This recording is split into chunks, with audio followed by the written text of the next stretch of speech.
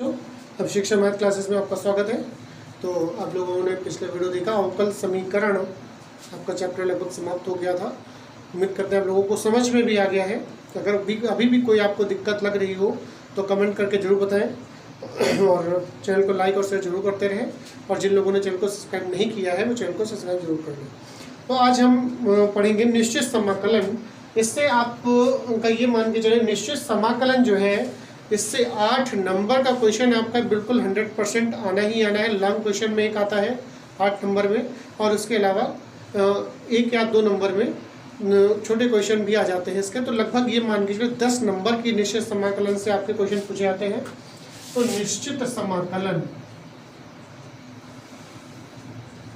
निश्चित समाकलन, जैसे समाकलन आपने पढ़ा था बिल्कुल वैसा ही है। समाकलन में जैसे आप पढ़ते थे इंटीग्रेशन x dx लिखा होता था y बराबर, बस निश्चित समाकलन में इसमें लिमिट होगी a to b, कुछ इस तरीके से पद होगा y बराबर integration a to b x dx। अगर मान लें जैसे यहाँ पर सिंपल एकदम ऐसे लिखा होता और हमें इसे हल करना होता तो हम यहाँ पर लिखते y बराबर x स्क्वायर बटा 2, क्लियर हुआ, और प्लस c। इस तरीके से क्वेश्चन हो जाता। लेकिन अगर यहाँ पर लिमिट लगी होती a to b तो इसको हम लिखते y बराबर x स्क्वायर बटा 2 और लिमिट इसकी जो है a to b, क्लियर हुआ। तो सबसे पहले अपर लिमिट लगाते हैं तो ये हो जाएगा b स्क्वायर बटा 2 और माइनस फिर लोअर लिमिट तो a स्क्वायर बटा 2 या y बराबर b square minus a square और बटा 2। ये हुआ इसका आंसर निश्चित समाकलन के साथ। जब लिमिट लगी होगी तो निश्चित समाकलन को पढ़ने से पहले जो इसके प्रगुण हैं या गुण जो इसमें प्रयोग किए जाते हैं पहले हम उनको बारे में समझ लें। जब तक आप प्रगुणों के बारे में नहीं समझेंगे तब तक आप निश्चित समाकलन को नहीं आगे हल कर पाएंगे, क्योंकि बहुत छोटे छोटे क्वेश्चन की बात अलग की है। जब ये लॉन्ग क्वेश्चन में आएगा तो वहाँ पर बिना प्रगुण के क्वेश्चन को हल करना बहुत कठिन होगा। तो पहला प्रगुण है, पहला नंबर है, अगर लिखा हुआ है integration a to b fx dx, तो हम उसे लिमिट को चेंज कर लें, मतलब b to a कर लें और fx dx होगा। तो बस अंतर किसका होगा, लिमिट हम ऊपर नीचे करेंगे, ऊपर की लिमिट नीचे और नीचे की ऊपर ले जाएंगे तो एक माइनस का चिन्ह लग जाएगा। मतलब integration a to b fx dx बराबर minus integration b to a fx dx। ये है पहला प्रगुण। उसके बाद दूसरे प्रगुण की बात करेंगे। दूसरा प्रगुण होगा integration a to b fx dx बराबर integration a to b ft dt। मतलब अगर x और t दोनों बराबर है, x बराबर t, तो हम इसे इस प्रकार से भी लिख सकते हैं। अच्छा, तीसरा प्रगुण जो होगा, जो तीसरा प्रगुण है उसे लिखा जाएगा integration a to b fx dx बराबर, अगर हम इसको इस प्रकार से लिखना चाहें बीच में और लिमिट माने तो a to c fx dx और plus integration c to b fx dx, clear हुआ। मतलब a और b के बीच में तीसरी एक लिमिट मान ली हमने c, तो a to c और दूसरा होगा c to b, क्लियर हो जाएगा। उसके बाद चौथा प्रगुण लेंगे।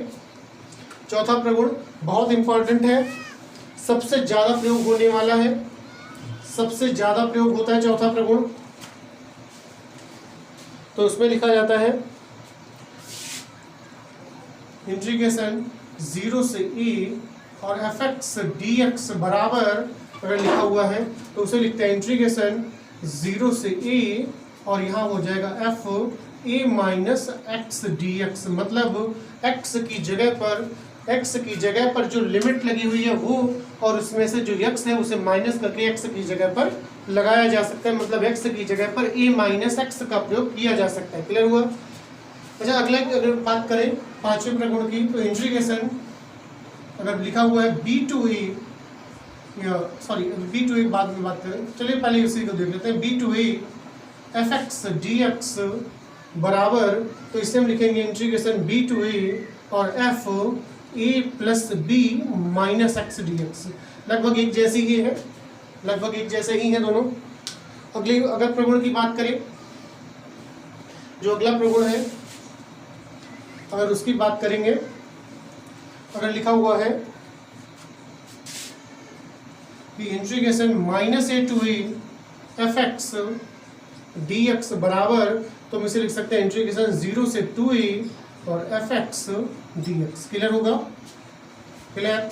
उसके बाद अगला जो प्रगुण होगा 7वां, इंटीग्रेशन 0 से 2a fx dx बराबर, तो 2 इंटीग्रेशन 0 से a fx dx। ये 7 प्रगुण हैं आपके। ये सातों प्रगुण तो नहीं प्रयोग होते हैं अगर देखा जाए तो। जो आपके इम्पोर्टेंट जो प्रगुण है वो चौथा प्रगुण है, सबसे ज़्यादा बार प्रयोग होता है चौथा प्रगुण, और 7वां प्रगुण कुछ प्रयोग हो जाता है कभी कभार। तो सबसे ज़्यादा बार प्रयोग होने वाला जो है वो चौथा प्रगुण है। चौथे प्रगुण को याद रखेंगे। पहले इसके हम कुछ 1-2 हल्के क्वेश्चन लेते हैं, उसके बाद बहुत इंपॉर्टेंट क्वेश्चन बताते हैं। थोड़ा सा निश्चित समाकलन के बारे में जैसा क्वेश्चन होता है कुछ के बारे में कुछ समझ लें, उसके बाद देखेंगे। जैसे कहा गया है, सिद्ध कीजिए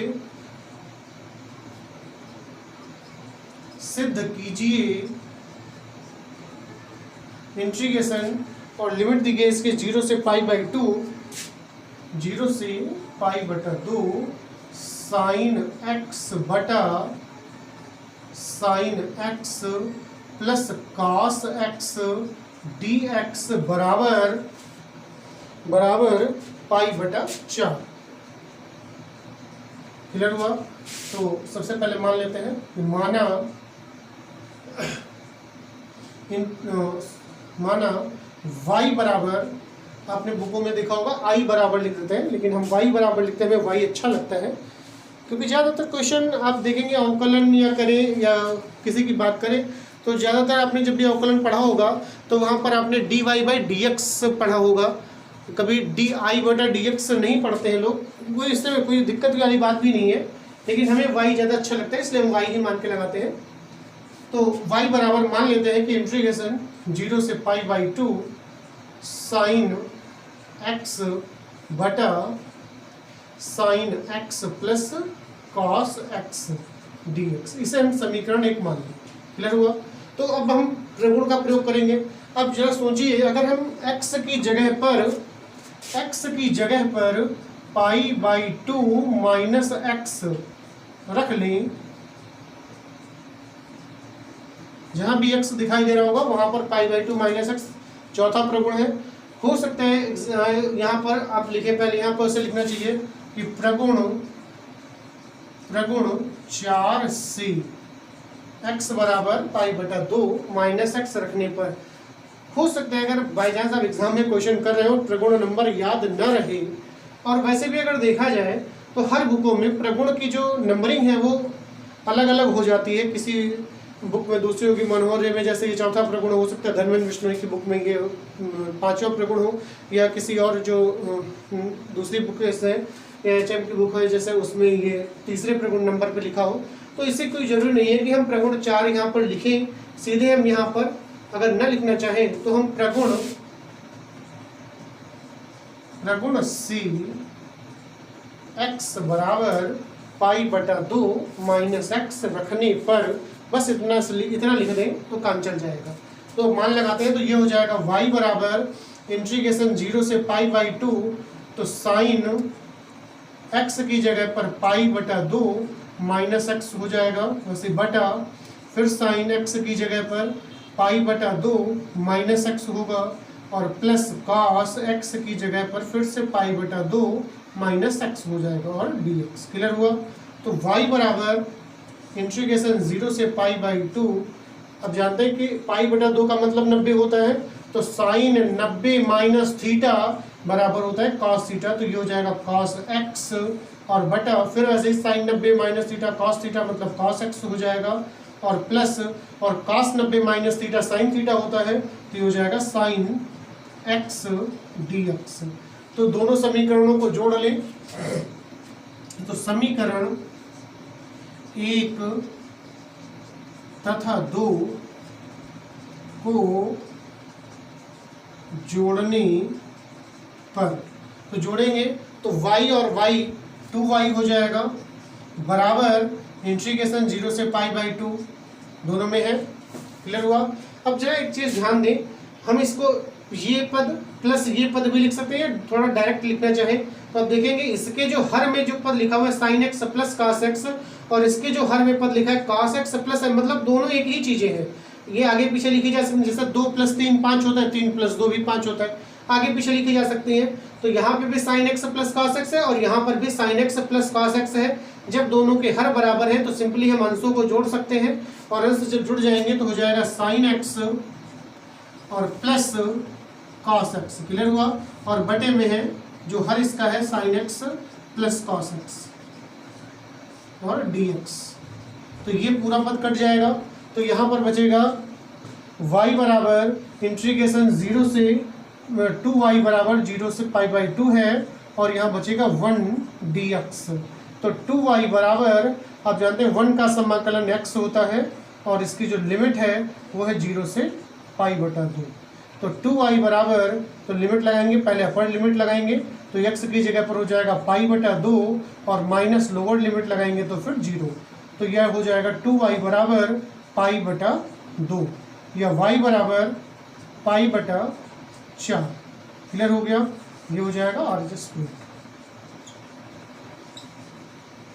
RHS प्रूव्ड। RHS में देखिए π/4 ही कहा गया है। क्लियर हो गया? π/4 नोट करते रहे फटाफट। अगला क्वेश्चन ले लेते हैं, बहुत इंपॉर्टेंट क्वेश्चन है।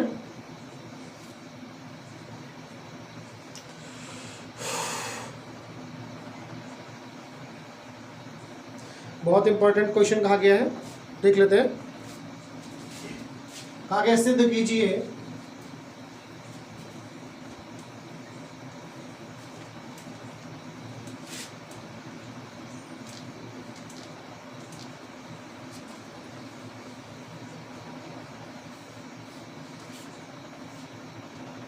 सिद्ध कीजिए कि इंटीग्रेशन 0 से π/2 log tan x dx बराबर 0। log tan x dx बराबर 0। तो बिल्कुल वैसे ही करेंगे जैसा भी कर रहे थे, कि यहाँ पर मान लेते हैं कि माना y बराबर इंटीग्रेशन 0 से π/2, और ये हो जाएगा log tan x dx। Clear हुआ? तो y बराबर इंटीग्रेशन 0 से π/2 और log, हम tan x को तोड़ के लिखें sin x बटा cos x dx। तो y बराबर इंटीग्रेशन 0 से π/2, तो आपने फॉर्मूला पढ़ा हुआ है पहले से ही कि log a बटा b बराबर log a और माइनस log b। क्लियर हुआ?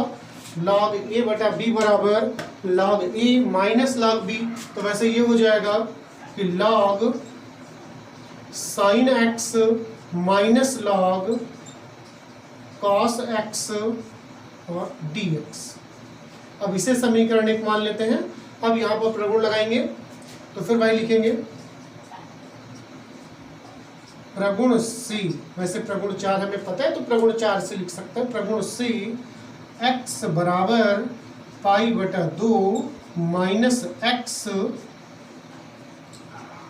रखने पर। क्लियर हुआ? तो y बराबर इंटीग्रेशन 0 से π/2, और ये हो जाएगा log साइन, और x की जगह पर हो जाएगा π/2 माइनस x, फिर माइनस log, और ये हो जाएगा cos π/2 माइनस x। क्लियर हुआ? और dx। तो ये हो जाएगा y बराबर इंटीग्रेशन 0 से π/2 और log sine 90 minus theta cos theta हो जाएगा, तो log cos x हो जाएगा, फिर माइनस log, और cos 90 minus theta sine theta होता है तो साइन x होगा, और dx। ये हो गई समीकरण 2।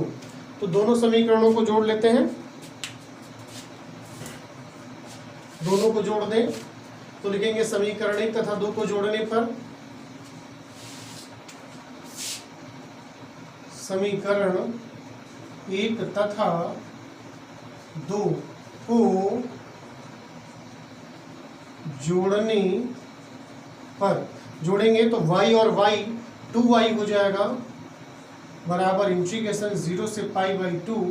पहली समीकरण से जो पद दिया गया वो है log sin x minus log cos x। Clear हुआ। वैसे दूसरी समीकरण से जो पद दिया गया है plus log cos x minus log sin x और dx। क्लियर हुआ। तो log sin x इससे कट जाएगा, log cos x इससे कट जाएगा, तो ये हो जाएगा 2y बराबर इंटीग्रेशन 0 से पाई बाई 2 और ये हो जाएगा 0। क्लियर हुआ। 0 dx और 0 का होता है 0, 2y बराबर 0 हो जाएगा, 0 पर कोई लिमिट भी नहीं होगी, y बराबर 0। क्लियर हो गया। ये RHS प्रूव्ड हो जाएगा। अगर इसी क्वेश्चन की फिर से एक बार बात करें, अभी लगा रहे थे तो फिर हमें कुछ थोड़ा सा ध्यान आ गया। इसी क्वेश्चन को अगर दूसरे तरीके से लगाएं, अगर ये एक बार नोट हो गया होगा तो फिर इसी क्वेश्चन को हम दूसरे तरीके से बताते हैं आपको। बहुत आसान है, बहुत आसान क्वेश्चन है। इसी अगर दूसरे तरीके से लगाएंगे, इसे मिटा लेते हैं।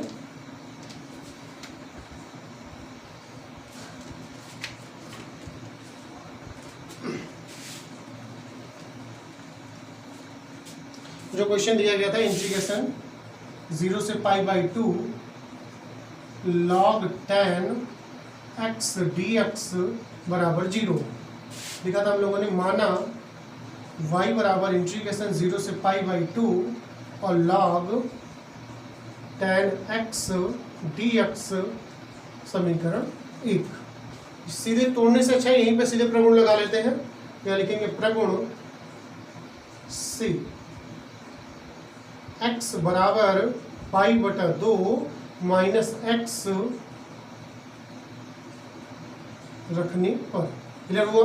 तो ये हो जाएगा y बराबर इंटीग्रेशन 0 से पाई बाई 2 और ये हो जाएगा log tan x की जगह पर हो जाएगा पाई बटा 2 माइनस x dx, या y बराबर इंटीग्रेशन 0 से पाई बाई 2 और ये हो जाएगा log और tan 90 minus theta cot theta होता है तो हो जाएगा cot x dx। ये हो गई समीकरण 2। क्लियर हुआ। तो दोनों को जोड़ दें तो लिखेंगे समीकरण 1 तथा 2 को जोड़ने पर, यहाँ पर पुनः डाल दीजिए, पुनः ये क्वेश्चन दोबारा लग रहा है। दोनों को जोड़ेंगे तो y और y 2y हो जाएगा बराबर इंटीग्रेशन 0 से पाई बाई 2। पहली समीकरण से जो पद है वो है log tan x और प्लस दूसरी समीकरण से जो पद है वो है log cot x। क्लियर हुआ। और dx तो 2y बराबर इंटीग्रेशन 0 से पाई बाई 2। आप जानते हैं अगर हम इसको a मान के चले और इसको b तो log a plus log b बराबर log a b होता है। तो ये हो जाएगा log tan x into cot x dx। Clear हुआ।